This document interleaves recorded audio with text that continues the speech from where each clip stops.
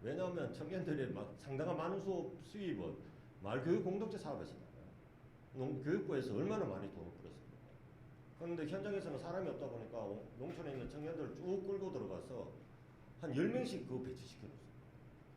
우리 이 친구들은 뭐 저는 뭐 얼마도 되지도 않던데 어쨌든 그게 자기들의 중요한 수입원이면서 지역 사회에 연결되어지는 고리로 작동하고 있거든요. 아니 저는 이런 생각입니다. 참 이것도 제가 현장에서 보면 답답한 건데 어제 그 토론에서 했는 농업환경 보존 프로그램을 할 때 최소한 스텝이 3명이 필요해요. 그 다음에 생물 다양성 조사를 할 때 스텝이 있어야 되는데 그런 스텝이 지역사회 내 청년들로 인해서 수익이 나와 청년들한테로 들어가주면 좋겠는데 농업 사업이잖아요. 농림부 사업이잖아요. 뭐 다 어디로 가는 거면 컨설팅 회사로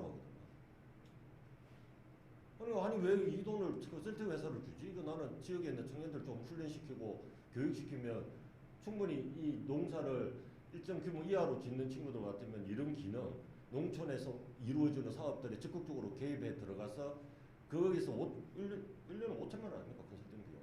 그게 이 청년들한테만 흘러 들어간다 하면 좋겠는데 지금 이 두 개는 딱 분리되어 있습니다. 예를 들면 사회적 농업 할 때 서비스 공동체형 할 때 코디네이터 한 명씩 인건비를 주잖아요. 5년 동안. 그거 못 구해가 날려라요. 그러면 제가 볼 때는 아니 도통 청년이 어디 있길래 사람들이 여는 돈 없다고 하고 돈 못 번다고 하고 여는 사람 없다고 하고 이 미스매치를 어떻게 해결할 거냐. 농림부에서는 이 두 가지 사업을 확장하겠다라고 하거든요. 그러면 확장하겠다라고 하면 인력부터 육성해야 되는데 인력 육성은 이쪽이야. 경영인력과는 농업인만 키워. 저쪽에서는 아니야 농업인만 농사만 말고 농업환경 보존 프로그램 사회적 농업이든 코디네이터든 아니면 농촌협약 사업이든 뭐 지역발전 투자협약 사업이든 이거 할 때 스태프들 실무자들 다 배치되어지는데 그 스태프들하고 실제로는 농림부에서 키운 청년 농업인하고는 별도로 놀더라. 저는 이거를 좀 연결시켜서 인력의 육성한다라고 했을 때는 단지 농업인만 우리는 키울 거야. 그게 아니고 농촌에서 움직여야 될 활동가들, 농촌 사업에 들어가야 될 인력들을 우리는 모두 다 양성해서 그쪽을 지원하겠다라는 식으로 가야 되는 게 아닐까?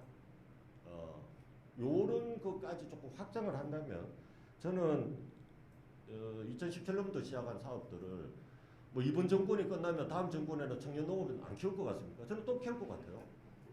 이건 저는 뭐 평생 따라붙을 그 사업인데 이왕 그래 갈 거 지금이라도 좀 어떠한 조직을 만들어 놓고 시스템을 만들어 놓고 그런 상황에서 이후에는 그냥 붙여넣기만 하자. 뭐 여담으로 제가 말이 길어졌는데 이런 뭐 아까도 그 방균 교장선생님 말씀하셨는데 수많은 청년 정책들이 만들다 보니까 현장 지방에 있는 현장 조직들은 수도권에 내지는 도시에 있는 청년들 경쟁적으로 데려가기 바빠요.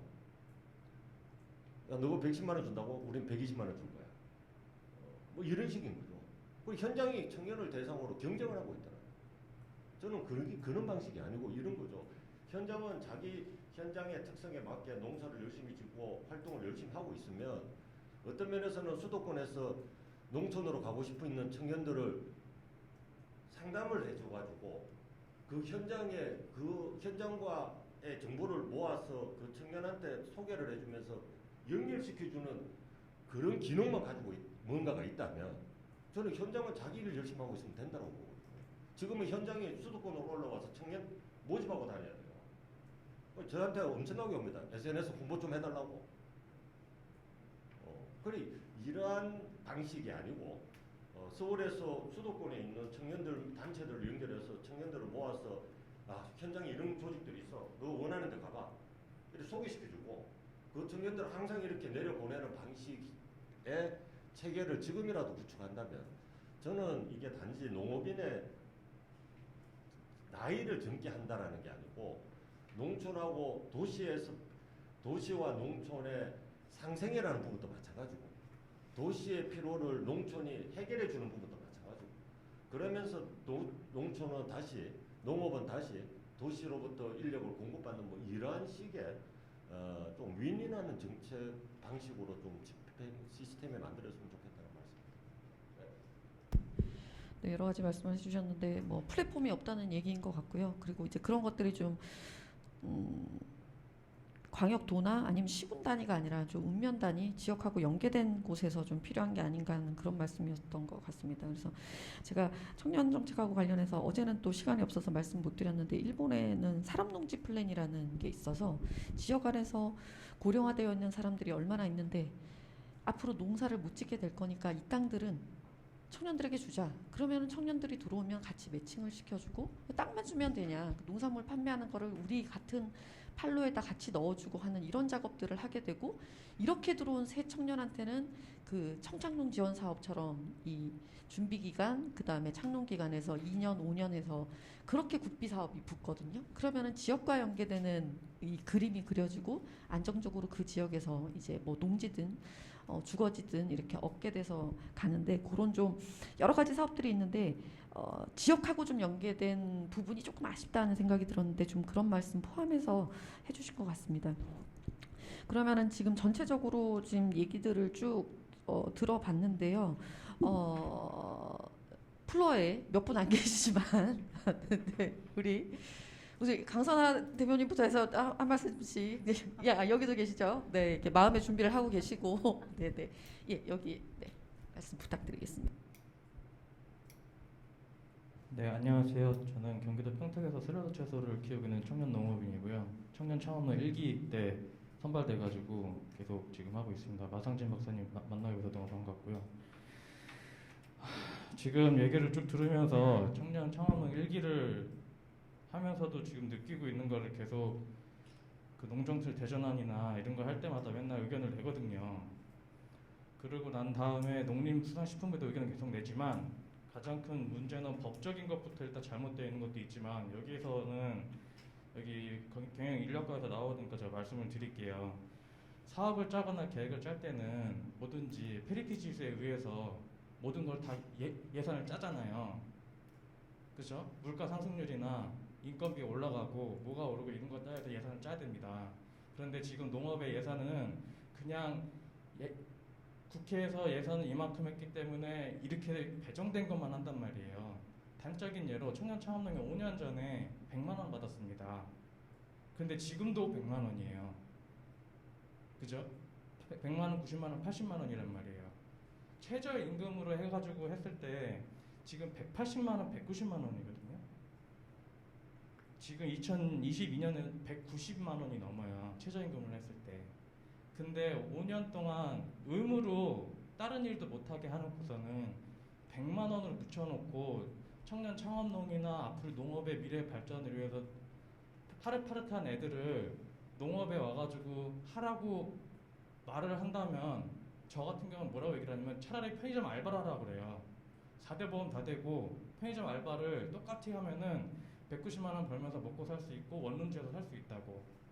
근데 중요한 거는 예산의 자체도 지금 5년 동안 늘어나지도 않고 그냥 그대로 가는데 뭐 늘린다고 예약은 되어 있지만 늘어나지도 않았고요. 물가 상승률을 반영을 하질 않아요. 예산 자체가.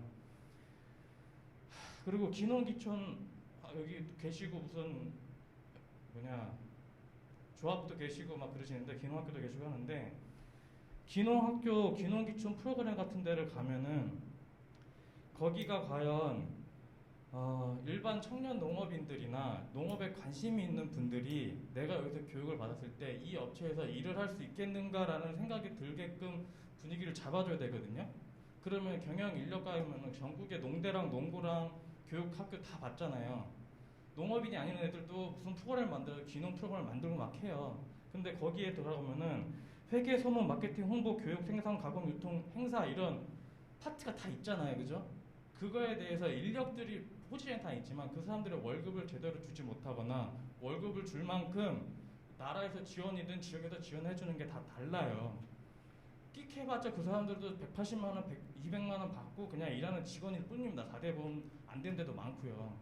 그러면은 애들이 그런데 교육을 받아가지고 봤을 때 아까 저기 기농학교 어디서 뵀을 때 1년에 총 매출이 8천 얼마가 나온다고 그랬는데 그거 가지고 애들 엠빵 해가지고 한다고 그랬는데 1년에 4대 보험 최저임금이라고 했을 때 연봉으로 했을 때 2천만 원이 넘습니다. 지금 4대 보험 다 해가지고 했을 때도요. 그러면은 기본적으로 나라에서 농업 경영을 인력을 해야 되고 교육을 대학생이든 고등학생들이 저런 교육을 받거나 농업 관련된 체험학을 갔을 때 내가 그 활동을 하고 있는 그 단체가 정말 중소기업 대우를 받고 있는지를 알고 싶을 거란 말이에요. 내가 머물 숙소는 있는지, 무슨 일을 했을 때 그 일을 하는 게 정말 내가 할 수 있는 건지 안 하는 건지. 서울에서 경기도든 수원이든 부산에서 그냥 일반 기업 들어갔을 때 책상 차려주고 사무실에서 아 내가 농업 관련해서 이런 걸 하고 있어, 회계를 하고 있어, 이런 거에 대한 전문 기술이 있는 거를 알려주고 그거에 대해서 뭔가 매일매일 뭔가 일이 있는 것처럼 뭔가를 만들어줘야 되는데 우리 농업에 관련된 데서는 전혀 그런 걸 안 하고 있단 말이에요. 안 알려준단 말이에요. 지원도 안 해주고.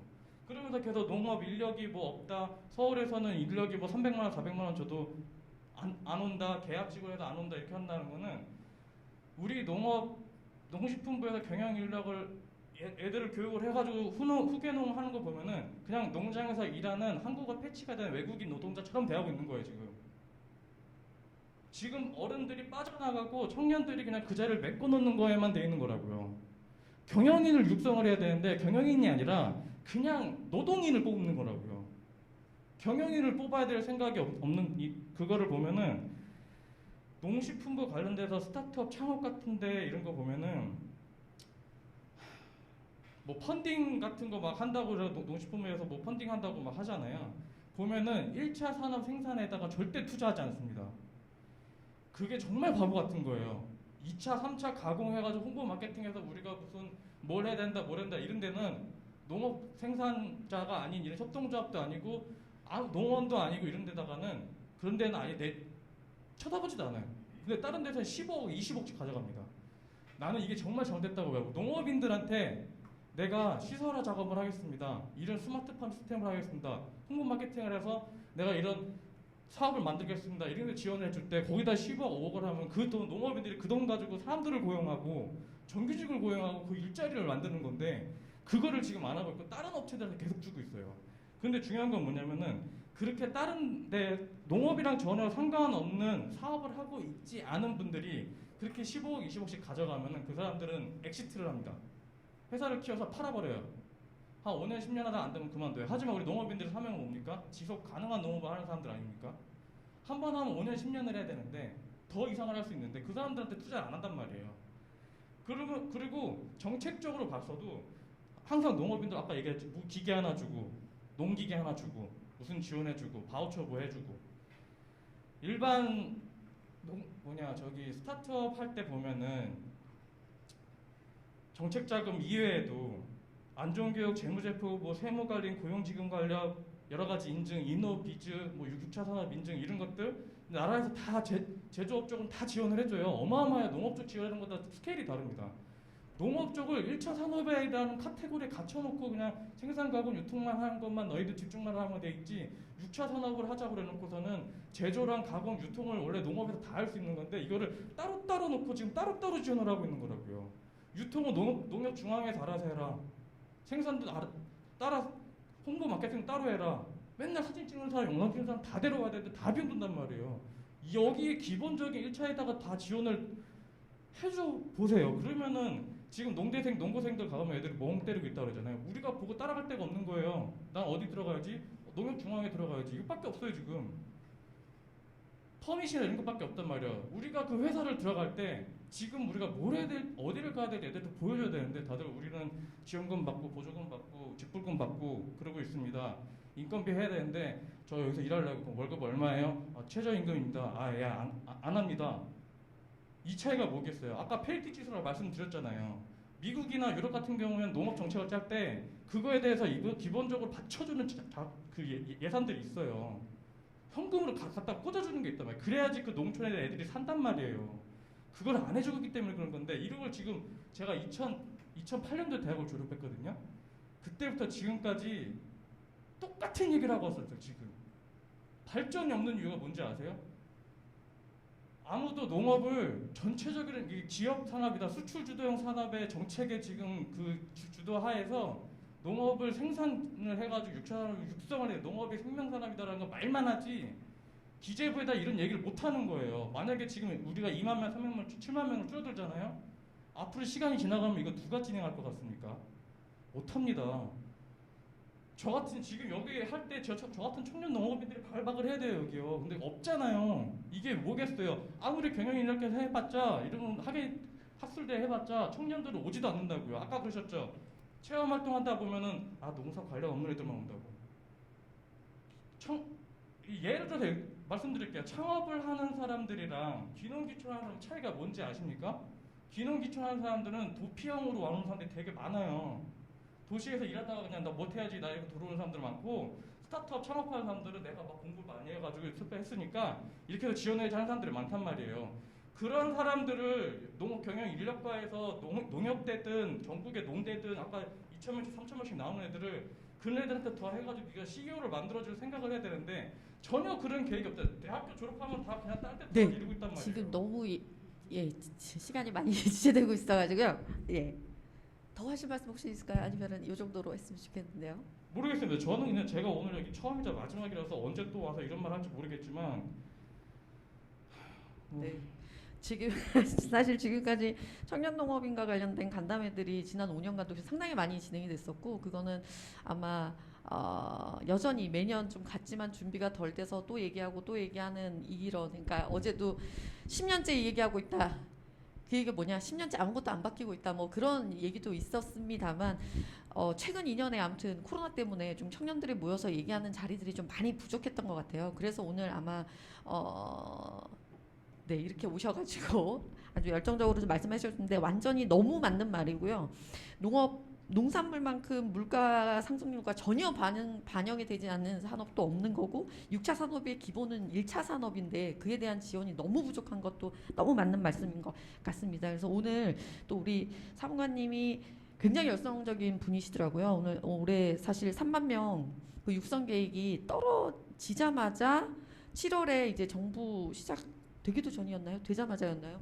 바로 이 3만 명 어떻게 좀 만들어야 되는지 또 자문회의도 열었고 여러 차례 지금 좀 진행이 되고 있어서 다시 또 어쨌든 새 정부가 시작되면서 어쨌든 또 현장에서 나온 얘기들을 또 수렴하고 하는 과정들이 이제 또 있을 것 같아요. 그래서 아까 여러 말씀들이 있었지만 제가 오늘 말씀을 들어보면서 박기훈 교장 선생님 얘기도 들어보면서 제가 2018년에 배웠을 때보다 또 프로그램이 내부에서 많이 또 진화가 됐구나 하는 것들도 느껴졌고, 마상진 박사님도 또 경영인 육성 쪽에서 이제는 다양한 청년들을 육성해야 된다는 얘기들도 좀 나오고 있어서 좀 농업 자체에 대한 예산이 너무 부족하다 보니까 청년인 농업인을 육성해야 되는 게 너무 중요함에도 아무튼 좀 우리한테 실제로 필요한 예산들은 좀 많이 계속 좀 부족한 것 같고, 좀 단위 사업들이 내려오고 있는데 좀 빠른 성과 같은 것들이 또 조금 보여야지 아마 더 많은 예산을 받을 수 있을 것이라는 것들 때문에 조금 체계화하는 작업들이 아직도 여전히 조금 부족하다는 생각은 드는데요. 아무튼 오늘은 시간이 좀 충분하진 않고 이제 코로나가 다시 또 조금 기승을 부리기는 합니다만, 또 이렇게 여러분들 얘기 들으면서 정책이 좀 반영될 수 있도록 하는 자리들이 앞으로 더 마련이 될 것으로 보입니다. 혹시 그 뒤에 강선화 회장님 뭐 한마디 괜찮으시겠어요? 네, 안녕하세요. 청년농업인협회 전 회장 강선화입니다. 어제도 말씀드렸고요. 네, 무엇보다도 지금 가장 중요한 건 앞에도 몇 번 나왔지만 유기농업, 친환경 농업을 하는 청년농업인이 오늘 좀 더 핵심이 되어야 될 것 같습니다. 저는 나름 기대를 했습니다. 농식품부에서 어떤 청년농업이 특히 친환경 농업에 특화된 정책들이 있는지 말씀해 주실 줄 알았거든요. 아직 없는 것 같습니다. 네, 그러면 이제 오늘 학술대회 끝나는 것을 계기로 해서 지금 각계각층에서 이 친환경 청년농업인 육성에 대해서 좀 더 관심을 가져주셔야 되고, 이제 나서야 될 때라고 생각하는 게, 청년농업인 육성은 이미 다들 많이 연구가 됐고 오랫동안 이야기가 됐기 때문에 나아가는 과정만 남았는데 아직 친청농은 시작도 안 했습니다.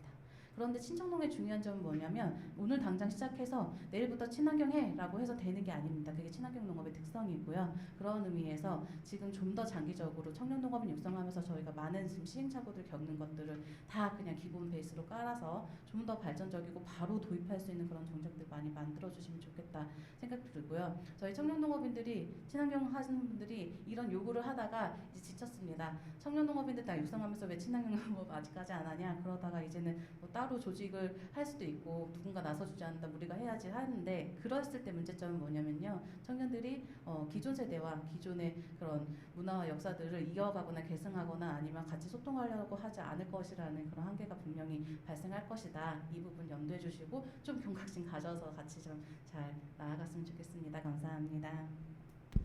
네, 지금 시간이 많이 좀 지연이 됐습니다만, 저도 청년농업인 연구를 사실은 홍동마을에 유기농업 연구를 갔다가 너무 고령화되어 있어서 홍동마을에서조차 유기농업이 지속 가능하지 않을 수 있겠다는 생각이 들어서 청년농업인 연구를 시작하게 됐고, 그런데 어제 제가 발표를 하면서 충남에는 친환경 청년 농부를 육성하는 사업이 이렇게 따로 마련이 돼 있습니다. 1년에 200명씩 이렇게 50명씩 육성을 해서 5년간 좀 진행을 했는데 친환경 농업 분야 시작부터 청년 단계일 때부터 생태적이고 환경적인 것을 배워서 하는 것이 아마 관행농에서 아마 친환경으로 옮겨가는 과정보다 훨씬 쉬울 것이기 때문에 그래서 또 현장에서 이렇게 이런 청년들을 육성하려는 농장들이 좀 유기농업을 기반으로 하는 농장들이 아주 적기는 하지만 조금씩 있는 것 같고요. 그리고 좀 청년들이 아까 하들이 굉장히 높다고 말씀하셨는데 좀 새로운 삶 뭐 어쨌든 조금 더 다른 것들을 해보려고 또 친환경 농업으로 진입하는 그리고 안전한 먹을거리든 아무튼 건강한 먹을거리든 기후환경도 마찬가지 기후위기와 관련된 부분도 마찬가지고 그렇게 그런 마인드로 오신 분들이 있을 거기 때문에 시작부터 좀 친환경 농업과 관련된 여러 가지 기술들을 배울 수 있는 것들이 마련되는 그래서 친환경 청년 농부를 처음부터 키워보는 이런 프로그램도 청년 농업인 사업에 좀 일부 들어가면 어떨까 하는 생각을 해봅니다.